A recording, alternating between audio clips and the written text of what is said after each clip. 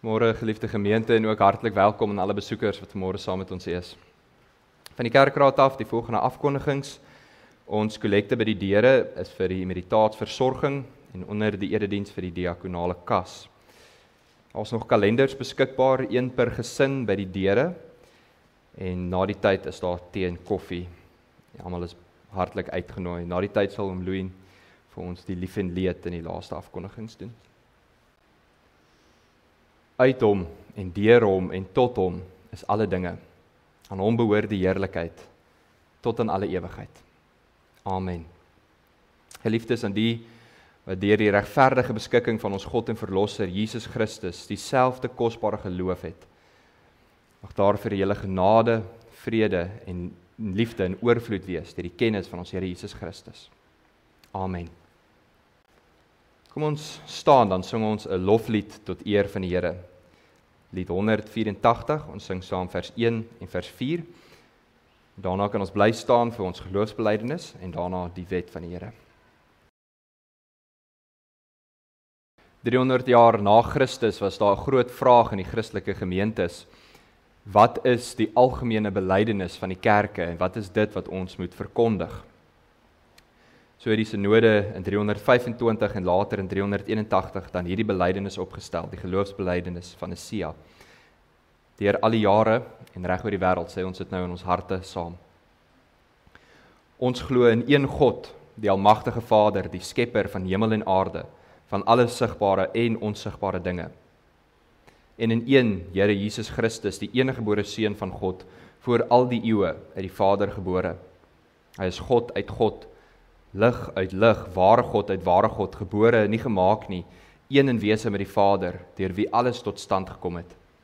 Hy het ter wille van ons, mense, en ons saligheid uit die hemel neergedaal, en het deur die Heilige Gees uit die Maagd Maria vlees geword. Hy het mens geword. Onder Pontius Pilatus is hy vir ons gekruisig. Hy het gelei en is begrawe. Op die 3de dag het hy volgens die skrifte opgestaan. Hy het na die hemel opgevaar. Hy sit aan die regterhand van die Vader en hy sal met heerlikheid terugkom om die lewendes en die dooies te oordeel. Aan sy koningskap sal daar geen einde wees nie. Ons glo in die Heilige Gees wat Here is en lewend maak. Hy gaan van die Vader en die Seun uit en hy word saam met die Vader en die Seun aanbid en verheerlik. Hy het deur die profete gespreek. Ons glo aan een heilige, algemene en apostoliese kerk. Ons bely een doop tot vergifnis van die sondes. Ons verwag die opstanding van die dooies en die lewe van die toekomstige bedeling. Amen. As deel van ons verootmoediging lees ons vanmôre uit Romeine 13 vers 8 tot 14.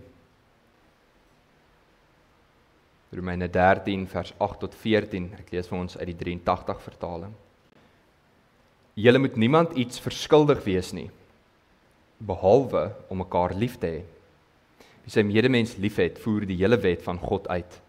Al die gebooie, jy mag nie egbreek nie, jy mag nie egbreek pleeg nie, jy mag nie moord pleeg nie, jy mag nie steel nie, jy mag nie begeer nie, of watter ander gebod daar ook al is, word immers in hierdie een gebod saamgevat. Jy moet jou naaste lief hê soos jouself. Die liefde doen die naaste geen kwaad aan nie. Daarom is die liefde die volle uitvoering van die wet. En dit alles is nodig omdat julle weet hoe laat dit al is. Die uur is reeds daar dat julle uit die slaap moet wakker word, want die tyd van ons finale verlossing is nou nader as toe ons tot die geloof gekom het. Die nag is byna verby, dit is amper dag.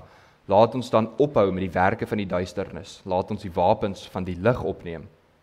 Ons moet welvoeglik lewe, soos dit in die daglig hoort. Daar moet geen drinkery en uitspattigheid, geen ontug en onsedelikheid, geen rusie en jaloesie wees nie. Nee, julle moet lewe soos volgelinge van die Here Jesus Christus en nie voortdurend daarop uit wees om julle sondige begeertes te bevredig nie. Terwyl ons dan so bly sit, sing ons saam Psalm 40, ons sing saam die 4de vers. Kom ons bid saam.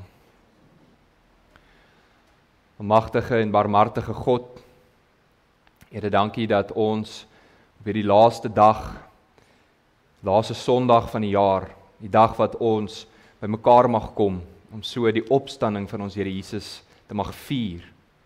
'n Dag waarop U ons uitnooi om as gemeente, as kerk saam te kom. Ja, broers en susters, omdat ons in Christus deel het as deel is van die huisgesin van God. Dankie Here. Dankie dat ons vandag 'n rusdag mag vier. 'n Dag waar ons rus in die opstanding van ons Here Jesus Christus. En dat ons ook met hierdie dag vooruitkyk na die ewige rusdag. Dat daardie dag wat U gaan terugkom, die hemel en die aarde nuut gaan maak, en waar ons in ewige rus mag ingaan saam met U.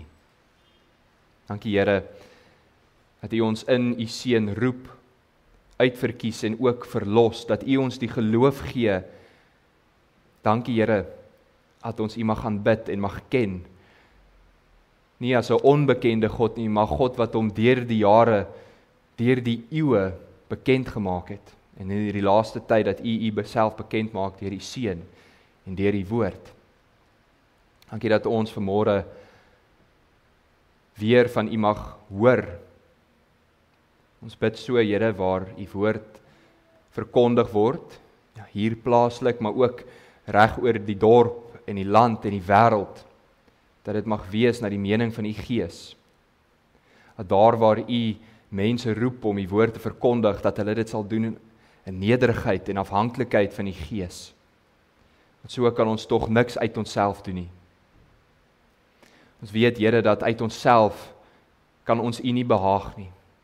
Kan ons nie tot U eer leef nie. Daarom bid ons vir ons ontmoeting vanmôre, maar ook vir ons lewe elke dag, dat U Gees in ons harte sal werk, en dat ons tot eer van U naam mag lewe, dat wat ons doen en wat ons sê vir U welgevallig mag wees. Het maak nie saak wat ons doen nie, of ons nou eet, of deur ons daaglikse dag gaan, dat ons dit mag doen tot eer van U naam. Dankie Here, dat U deur al die eeue en reg oor die wêreld vir U 'n kerk bymekaar maak. By U liggaam, en dat ons saamgevoeg in liefde mag opgroei tot U en tot Christus wat ons hoof is. Ons bid ook, Here, dat U, waar U ons saamgevoeg het in liefde, dat ons ook vir mekaar sal lief wees, na mekaar toe sal gaan, mekaar sal besoek, besorgd sal wees oor ons medemens. En bovenal, Here, nie net vir die huisgesin van God nie, maar dat ons ook 'n besorgdheid sal hê vir die verlorenes. Ja, vir die wat in die wêreld is sonder hoop en sonder U. Dat ons na hulle toe sal gaan en ook aan hulle die allerheiligste en die allerkosbare, die wonderlikste nuus van die evangelie sal verkondig. Ons bid, Here, dat U ook deur ons die verlorene sal roep tot bekering. Ons bid, Here, vir ons gemeente, na 'n bedrywige jaar, waar ons uitsien na 'n nuwe jaar, dat U ons gemeente sal seën, dat ons ook 'n nuwe jaar mag ingaan, 'n jaar van genade, en dat ons ook so U genade vir ons gemeente herdenk. Ons bid, Here, dat U sal wees met die kerkraad, dat U sal wees met elkeen wat U roep tot die besondere ampte, en dat U in hulle sal werk deur die Gees, om ook so U gemeente 'n lewendige gemeente maak. Dat ons die gawes wat U nie net vir die kerkraad gegee het en vir die diakens gegee het nie, maar ook vir elke lidmaat, dat ons dit so sal aanblaas, sal wakker maak, dat ons tot eer van U naam mag lewe, en dat ons as gemeente vir U tot eer sal wees. Ons bid, Here, dat U sal wees met die wat swaar kry, die wat siek is, die wat in hierdie tyd van feestelikheid eensaam was. Ons bid, Here, dat U vir hulle weer vreugde sal gee, dat U vir hulle naby sal wees, dat hulle in gemeenskap met U mag lewe en ook hoop mag hê. Ook vir die wat mediese beproewinge deurgaan, waar hulle liggame afgetakel is, waar hulle seer het. Wees ook met hulle. As dit U wil is, gee uitkoms op U tyd, en intussen tyd gee berusting. Dat ons weet, wanneer ons swak is U sterk in ons, en dat U genade vir ons genoeg is. Vergewe al ons sondes en help ons oë weer opnuut te rig op Christus, die begin en die volëinder van ons geloof. Hy wat ons op die wolke verwag, in wie se naam ons hierdie gebed bid. Amen. Geliefdes, voordat ons uit die woord van die Here lees, kom ons sing nou saam lied 596 wat ons ook vanmôre geoefen het, met die oog op ons prediking ook. Vers 1 wat ons gesing het, ons sien vooruit na daardie dag wanneer ons Here weer sal kom. Volhardend bly ons op hom wag, die koning van die Christendom. Ons sing ook saam vers 2 en vers 3. Kom ons staan, dan sing ons saam lied 596, vers 1, 2 en 3. Geliefdes, ons woordbediening is vanmôre uit 2 Petrus hoofstuk 3. Ons lees die laaste verse, vers 14 tot vers 18. Ek lees vir ons uit die 1933-53 vertaling.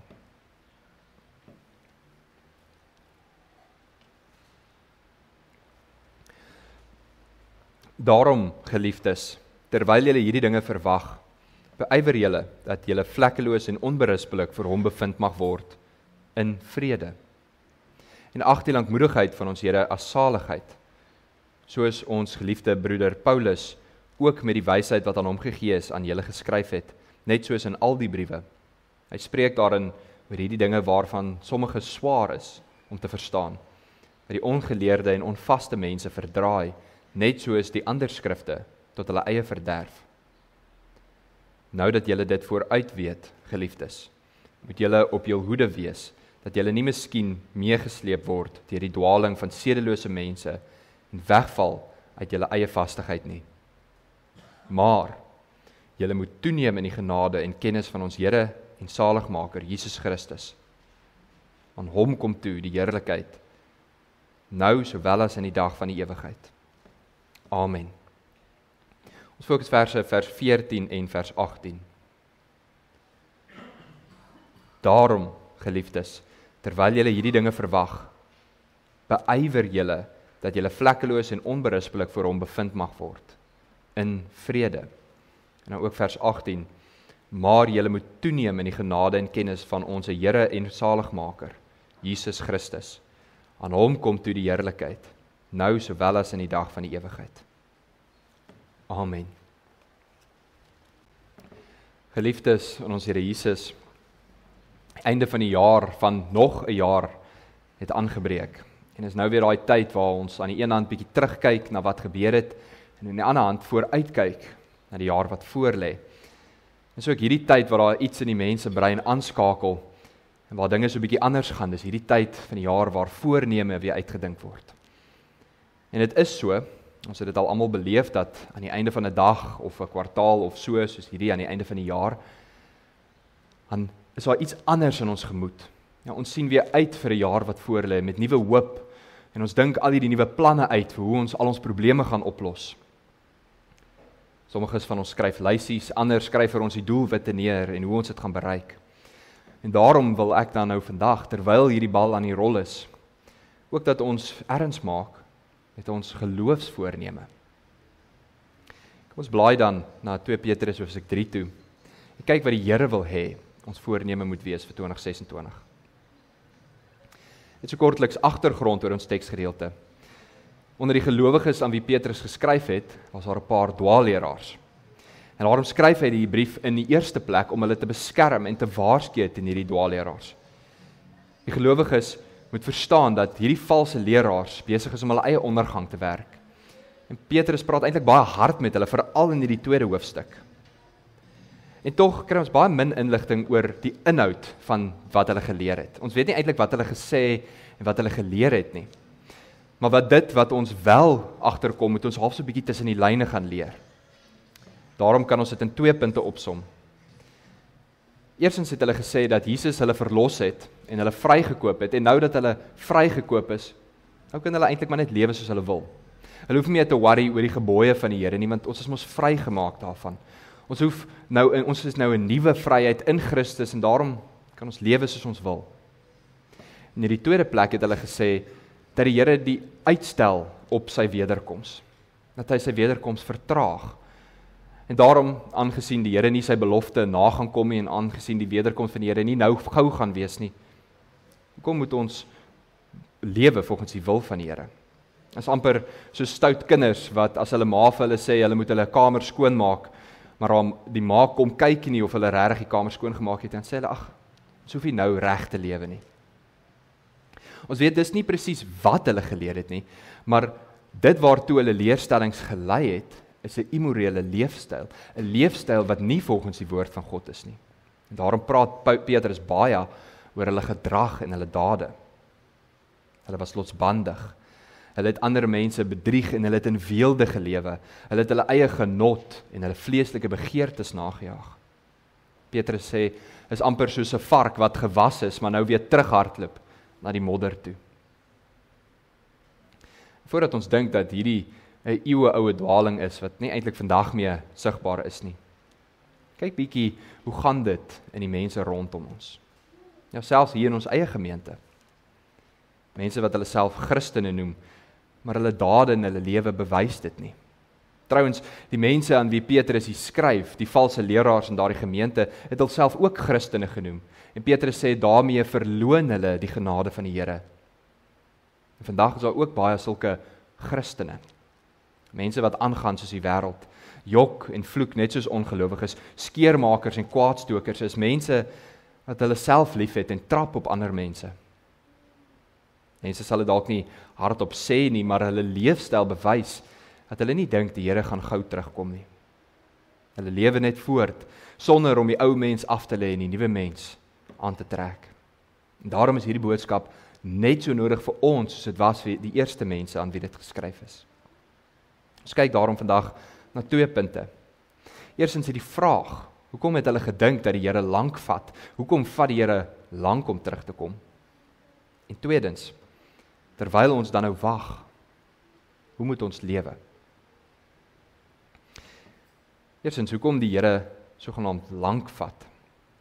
Wanneer die apostels in 'n dorp of 'n stad aangekom het en die mense die evangelie begin bedien het, dan was dit vir hulle belangrik om die kern van die evangelie aan hulle oor te dra. En deel van daardie kern, soos ons ook vanmôre bely het, was die wederkoms van die Here.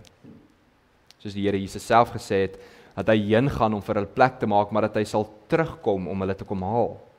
En soos die engel vir die apostels gesê het, terwyl die Here Jesus in die hemel opgevaar het, het hy vir hulle gesê, die Here sal net so, soos julle hom van julle sien weggaan, terugkom.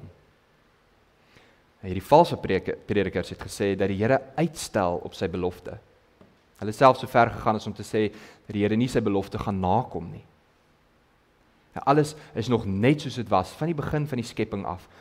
Hoekom sal dit nou verander? Hoekom sal die Here Jesus nou terugkom en alles begin nuut maak? En dan plaas Petrus vir ons die wederkoms van die Here in die regte lig in die vorige deel van hoofstuk 3. 4 gedagtes. Hy sê die Here het beloof dat hy sal terugkom. En die Here is nie 'n mens dat hy sal lieg nie. Hy sal nie iets beloof en dit nie volbring nie. Tweedens, ons moet nie dink dat die Here se tyd dieselfde as ons tyd werk nie. Nee, 1 dag by die Here is soos 1000 jaar en 1000 jaar soos 1 dag. Derdens, ons lewe met 'n hoopvolle en 'n vaste hoop dat die Here gaan terugkom, 'n verwagting. Dis volgens God se belofte wat ons dit verwag. 'n Verwagting van 'n nuwe hemel en 'n nuwe aarde, waar alles nuut gaan wees en ongeregtigheid weg gaan wees, en daarom moet ons nou al reeds die ongeregtigheid aflê. En vierdens, en dis die belangrikste punt, Christus stel nie sy beloftes uit nie. Nee, hy is nie besig om te vertraag op sy beloftes nie, so sommige van die mense gedink het nie. Hy het nog nie teruggekom nie, want hy is geduldig en lankmoedig met ons. Hy gee nog tyd vir mense wat nie die evangelie gehoor het, om tot geloof te kom. Hy gee nog tyd vir die mense wat daar in daai gemeente was, om nog te bekeer. Daarom het die Here nie teruggekom nie. Ja, dit is in die wil van die Here, dat almal tot bekering moet kom, en daarom stel hy uit nie, maar daarom is hy geduldig. En nadat Petrus dan die fondament gelê het, sê in hoofstuk 15, beskou dan die geduld van die Here as 'n geleentheid om gered te word. En broers en susters, luister baie mooi. Daar is 'n afsnydatum vir geloof. Daar is 'n afsnydatum vir bekering. 'n Dag waar ons nie kan terugkeer en sê nee, maar wag, ek wil net gou nog nie. Nee, daardie dag van die Here, die wederkoms van die Here kom soos 'n dief in die nag. Ons weet nie wanneer dit is nie. Ons weet nie wat die dag van môre inhou nie. Ons weet nie wat die volgende ure inhou nie. Daarom maak werk daarvan vandag, glo, bekeer. Die Hebreërskrywer sê, solank daar nog 'n vandag is, moet julle mekaar aanspoor. En daarmee saam het dit ook 'n groot sendingsopdrag. Die Here Jesus het gesê dat die evangelie van die koninkryk verkondig moet word aan alle volke, tale en nasies, sodat al die nasies die getuienis kan hoor en eers dan sal die einde kom. Daarom geliefdes, gaan uit en verkondig die evangelie, want in vers 12 sê Petrus dat ons nie net hierdie dag verwag nie, ons sit nie net terug nie, maar ons verhaas ook daardie dag. Ons wil hê die Here moet terugkom en daarom moet ons die evangelie gaan verkondig. God is lankmoedig, maar ons moet gou maak. Met ander woorde, gaan uit, want die laaste koringaar van die oes moet nog ingebring word en die oes is groot, maar die arbeiders is min. In dieselfde asem waarsku Petrus weer teen die dwaalleraars. In vers 15 sien ons dat sommige van daardie dwaalleraars van Paulus, van die apostel Paulus se briewe gekry het en dat hulle nou sy woorde eintlik verdraai. En soos die wederkoms van die Here naderkom, sal daar al hoe meer valse profete en predikers en voorspellers wees. Kyk net na 2025 en hoe baie daar in hierdie jaar was. En daarom sê Petrus in vers 17, nou dat julle vooruit gewaarsku is dat daar valse leraars gaan wees, dat daar mense is wat julle gaan mislei, nou moet julle op julle hoede wees. Hou wag, oppas, wees sterk in die Here en staan stewig in wat die Here vir ons leer. Dat ons en ons medegelowiges nie meegesleep sal word nie. En dit bring ons by ons tweede punt uit. Nou dat ons wag, wat wil die Here hê moet ons voorneme wees vir die nuwe jaar? En Petrus skryf nie net sy brief om die valse predikers te ontbloot nie. Hy skryf ook om ons te leer hoe ware gelowiges moet wees. Die eerste opdrag dan in vers 14. Daarom geliefdes, terwyl julle die wederkoms en die nuwe hemel en die nuwe aarde van die Here verwag, beywer julle om vlekkeloos en onberispelik voor hom te bevind mag word in vrede. Dis 'n lang sin om dit kortliks weer te gee. Ons het hierdie hoop en hierdie verlange, ons het hierdie vaste verwagting dat die Here enige tyd kan terugkom. En daarom, terwyl hy geduldig met ons is, laat ons reg lewe. Petrus gebruik eintlik 'n baie sterk woord. Die woord sê beide spoed en ywer, beide spoed en moeite. Die 2020 vertaling stel dit mooi. Strewe ernstig daarna. En waarna moet ons ernstig strewe? Om vlekkeloos en onberispelik voor hom bevind mag word. Met ander woorde, sondeloos, perfek. Dit is waartoe ons strewe, om glad nie meer in die ongeregtigheid te val nie, om glad nie meer sonde te doen en te val in dit wat die Satan vir ons wil hê nie. Dit is immers waartoe ons uitverkies is voor die grondlegging van die aarde, sê Efesiërs, om heilig en sonder gebrek voor die Vader in liefde te wees. Geliefdes, volmaaktheid is nie 'n doel wat ons in hierdie wêreld gaan bereik nie, 'n doel wat ons in hierdie lewe gaan bereik nie, want soveel soos wat ons streef en ywer daarna, soveel streef die Satan en die wêreld en ons eie vlees om ons tot 'n val te bring. En tog moet dit ons strewe wees. Maar dan voeg Petrus ook by, strewe ook om in vrede bevind te mag word. Petrus praat hier van die vrede in die geloof, die vrede tussen ons en God, omdat ons in Christus vrygespreek word, die vrede wat ons weet, dat alhoewel God van ons perfektheid eis, 'n volmaakte lewe eis en ons dit nie kan doen nie, dat ons nog steeds voor hom mag kom.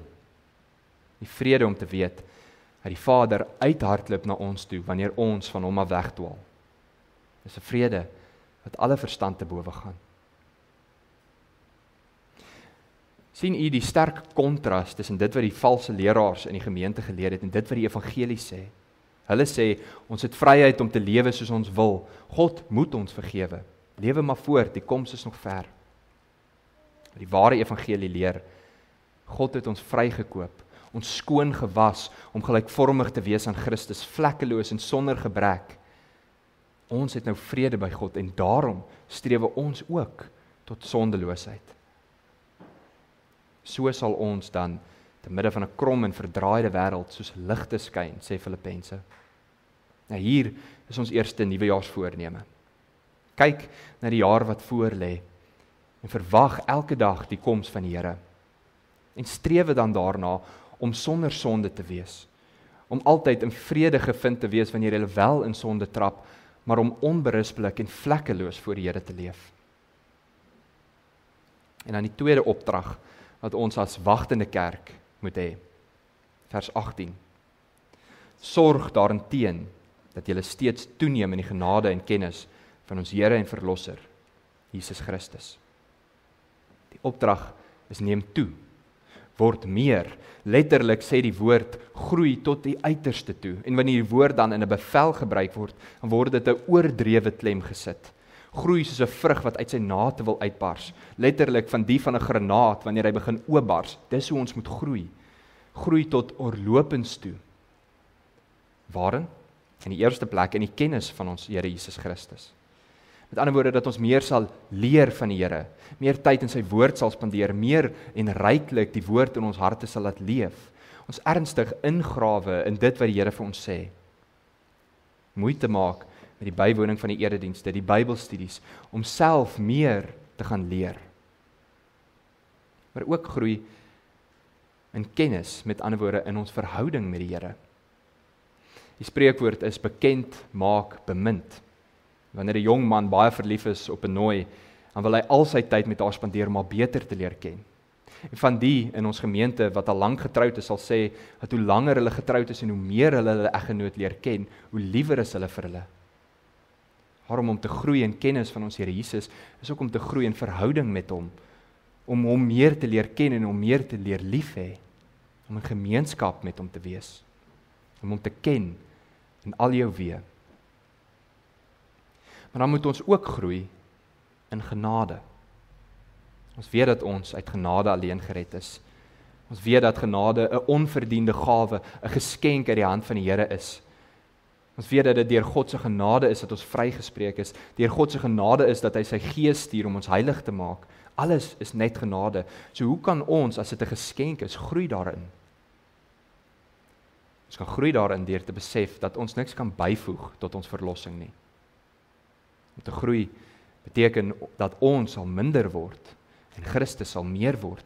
Dat ons nederig sal wees en besef dat Christus se kruisoffer die enigste grondslag van ons geloof is. En dat ons meer sal omhels. Dit beteken dat wanneer ons twyfel, dat ons niks doen wat ons kan skei van die liefde van God nie. So groei ons in genade. Nie meer dan ons tweede nuwejaarsvoorneme.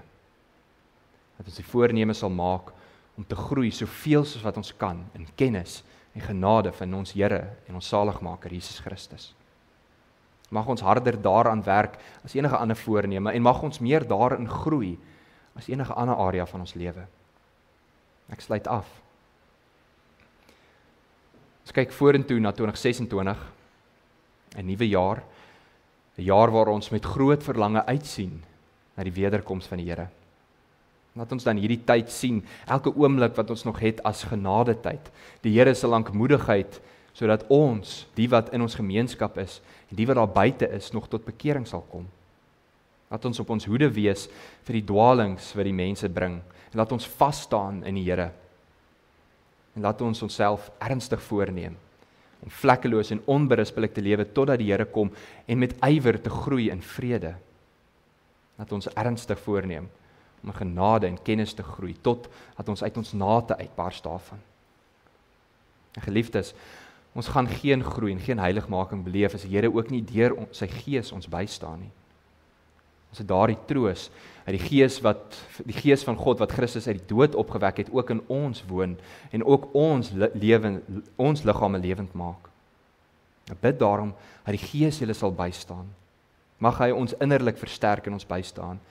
En mag hy hierdie voorneme wat ons het vir 2026 en totdat Christus kom, waarlik waar sal maak in ons lewe.